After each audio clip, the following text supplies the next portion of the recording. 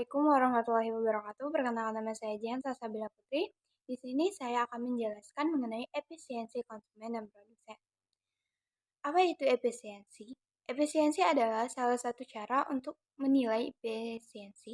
Dalam pengertian yang umum, suatu perusahaan yang efisiensi adalah suatu perusahaan yang dalam produksinya menghasilkan barang atau jasa dengan cepat, lancar, dan dengan pemborosan yang minimum. Yang secara umum dikenal ada dua jenis efisiensi, yaitu yang pertama efisiensi teknik dan yang kedua itu efisiensi ekonomi. Efisiensi teknik ini menyangkut jumlah maksimum output yang dapat dihasilkan dengan penggunaan input tertentu dan dengan teknologi tertentu.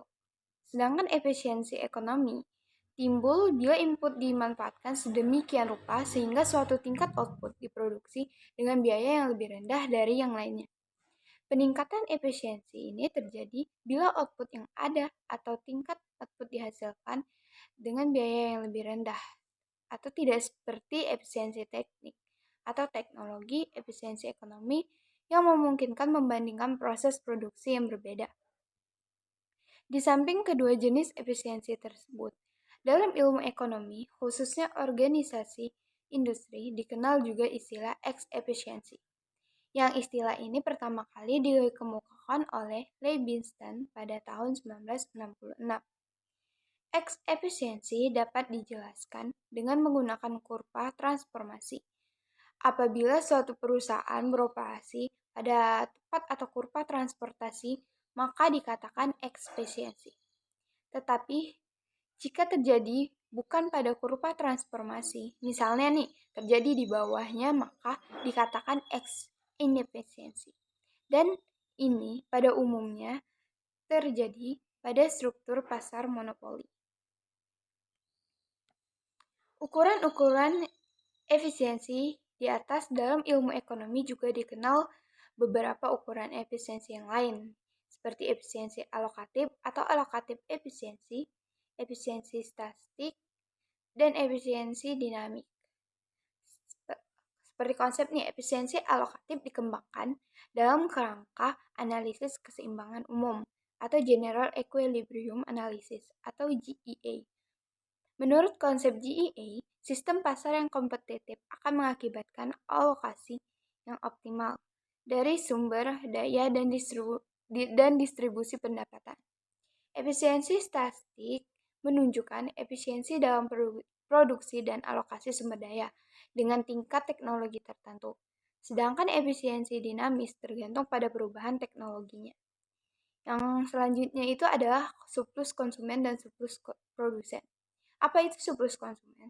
Surplus konsumen dan surplus produsen ini adalah metode-metode dasar yang digunakan para ekonomi untuk mempelajari kesejahteraan pembeli dan penjual dalam suatu pasar. Salah satu cara bagaimana mengukur kesejahteraan masyarakat adalah dengan mengukur jumlah surplus produsen dan surplus konsumen yang disebut juga dengan surplus total.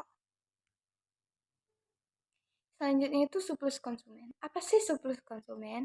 Surplus konsumen adalah kerelaan pembeli untuk membayar dikurangi dengan jumlah sebenarnya ingin dibayar pembeli. Yang artinya surplus konsumen ini adalah nilai kerelaan seseorang untuk membayar suatu barang dikurangi nilai yang sebenarnya dibayarkan olehnya. Surplus konsumen ini pada hakikatnya berarti perbedaan di antara kepuasan yang diperoleh seseorang dalam mengkonsumsikan sejumlah barang dengan pembayaran yang harus dibuat untuk memperoleh barang tersebut. Sebagai contoh nih, ketika diadakan survei mengenai harga tiket masuk terhadap beberapa pengunjung, yaitu A, B, C, dan D, di dalam kebun binatang, mereka memiliki batas tertinggi harga yang mereka rela bayarkan.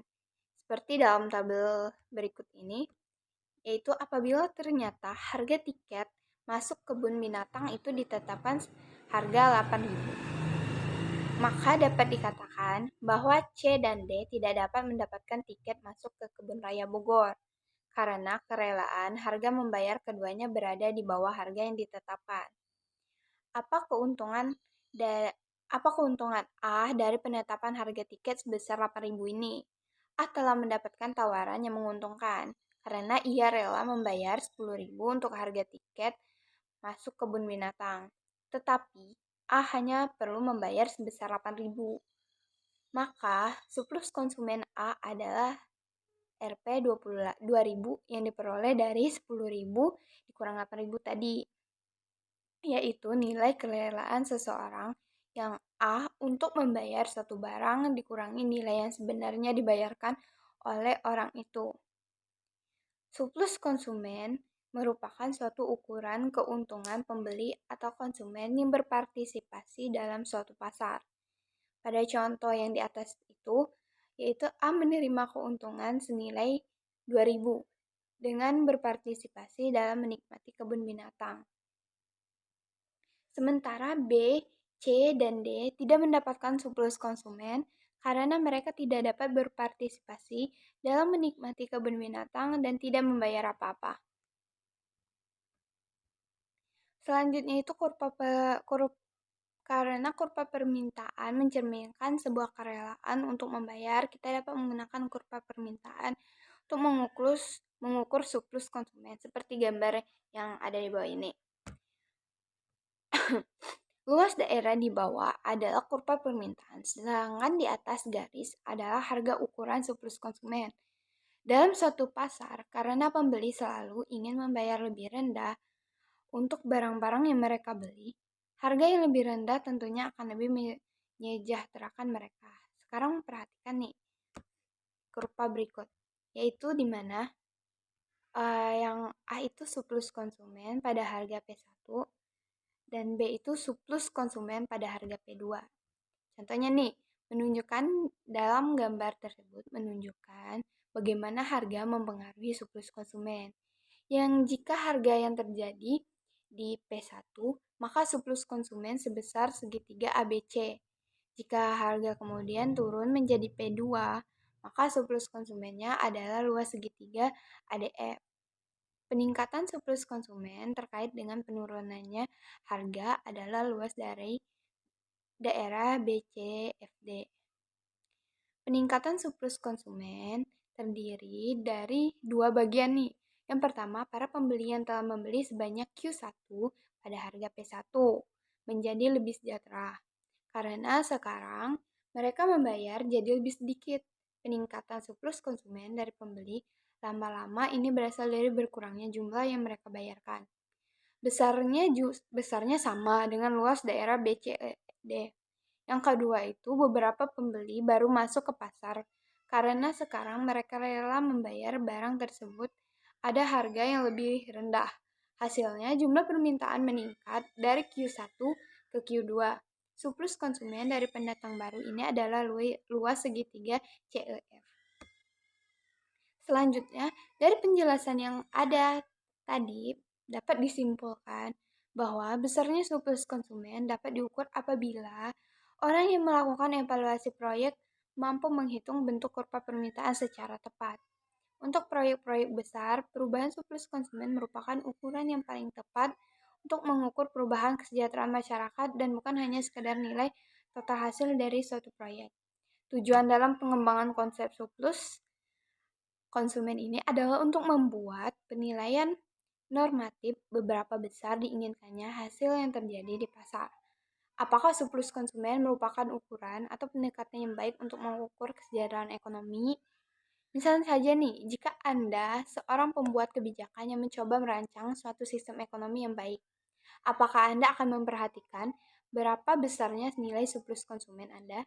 Surplus konsumen mengukur seberapa besar keuntungan yang diterima oleh pembeli suatu barang dari sudut pandang pembeli.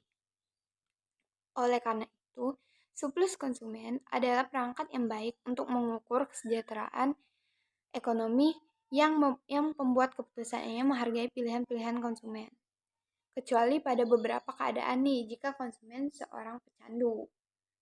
Yang selanjutnya itu surplus produsen. Surplus produsen itu dapat didefinisikan sebagai ukuran perbedaan antara jumlah penerimaan total yang sesungguhnya diperoleh produsen dari memproduksi atau menjual barang atau pelayanan di pasar dan jumlah manfaat atau keuntungan minimal yang produsen masih bersedia menerima atau willing to accept dengan memproduksi atau menjual barang tersebut. Kesediaan untuk menerima keuntungan minimal atau willingness to pay pada konsumen ditunjukkan oleh kurva permintaan atas demand. Kesediaan produsen untuk menerima keuntungan minimal atau willingness to pay identik dengan kesediaannya untuk menjual atau memproduksi atau willingness to sell. Kesediaannya untuk menjual ditentukan oleh biaya produksi. Makin tinggi biaya produksi barang, makin kecil kesediaannya memproduksi atau menjual barang karena makin kecil surplus produsen. Jelas bahwa penjual atau produsen bersedia menjual atau memproduksi barang dengan harga yang lebih tinggi daripada biaya produksi. Nih, selanjutnya itu ada pada tabel berikut sebagai ilustrasi. Misalnya saja, pemerintah Kota Bogor merencanakan akan membuat taman kota. Ada 4 peserta tender perbuatan taman kota tersebut, yaitu A, B, C, dan D, dengan biaya masing-masing yang diajukan pada tabel berikut. Karena biaya pembuatan taman kota, seorang konsultan adalah harga terendah yang mau diterimanya untuk melakukan pekerjaan. Biaya adalah ukuran seberapa rela ia menjual jasanya. Setiap konsultan akan dengan senang hati menjual jasanya pada harga yang lebih tinggi dan biayanya dan tidak mau menjual jasanya pada harga yang lebih rendah dari biaya yang harus dikeluarkannya. Istilahnya nih, biaya haruslah diinterpretasikan sebagai biaya kesempatan pada para konsultan peserta tender, termasuk pengeluaran-pengeluaran yang dimana itu terdiri dari tanaman, desain atau gambar, tenaga kerja, dan lainnya. Dan juga termasuk nilai yang diberikan terhadap waktu kerjanya. Ketika pihak Pemda mengumpulkan penawaran harga dan setiap peserta tender, harga awalnya bisa saja sangat tinggi, tetapi akan turun dengan sendirinya bersama dengan persaingan dari peserta tender untuk mendapatkan pekerjaan tersebut. Apabila ternyata dari pemerintah kota menyebutkan bahwa biaya yang dianggarkan dan disetujui untuk pembuatan taman kota ini adalah sebesar 6 juta. Apa yang terjadi dengan keempat konsultan peserta tender tersebut? Hanya dia yang memperoleh keuntungan surplus produsen, karena dengan bayaran yang didapatkan sebesar 6 juta, biaya yang dikeluarkan masih lebih kecil, yaitu sebesar 5 juta. Dengan kata lain, pihak D ini memperoleh surplus produsen senilai Rp 1 juta. Dengan kata lain, sebagaimana surplus konsumen berkaitan erat dengan kurva permintaan, demikian halnya dengan surplus produsen berkaitan dengan kurva penawaran. Yang selanjutnya, kurva penawaran bersesuaian dengan tabel yang berikut ini, di mana pada harga berapapun, harga yang terdapat pada kurva penawaran menunjukkan biaya dari seorang penjual marginal. Penjual yang pertama kali akan meninggalkan pasar jika harganya turun sedikit saja. Berikut ini contoh kurva penawaran mencerminkan biaya-biaya dari penjualan. Hal ini dapat digunakan untuk mengukur surplus produsen. Dengan kata lain, tinggi kurva penawaran merupakan biaya penjualan dan perbedaan antara harga dengan biaya produksi, yaitu adalah surplus produsen dari penjual. Maka jumlah luas daerah adalah jumlah surplus produsen seluruh penjual. Luas daerah di bawah harga dan di atas kurva penawaran mengukur besarnya surplus produsen dalam suatu pasar. Selanjutnya itu yang ada pada tabel berikut ini, di mana bagaimana harga mempengaruhi surplus produsen, yaitu apabila harga yang berlaku di pasar sebesar P1, maka surplus produsen yang terjadi sebesar segitiga ABC. Namun, jika kemudian harga meningkat menjadi P2, surplus produsen pun kemudian berubah meningkat menjadi ADF. Peningkatan surplus produsen ini terdiri dari dua bagian. Itu pertama, para penjual yang telah menjual sebanyak Q1 pada harga P1 menjadi lebih sejahtera, karena sekarang mereka dapat lebih banyak barang yang mereka jual. Peningkatan surplus produsen dari penjual lama ini besarnya sama dengan luas BCED. Yang kedua itu, Beberapa penjual baru masuk ke pasar karena sekarang mereka rela menjual barang tersebut pada harga yang lebih tinggi. Yang hasilnya jumlah penawaran meningkat dari Q1 menjadi Q2. Surplus produsen dari para pendatang baru ini adalah luas segitiga CEF. Sekian presentasi dari saya. Apabila ada tutur kata yang saya ucapkan salah, saya mohon maaf. Kepada Allah saya mohon ampun. Wabillahi taufiq wal hidayah. Wassalamualaikum warahmatullahi wabarakatuh.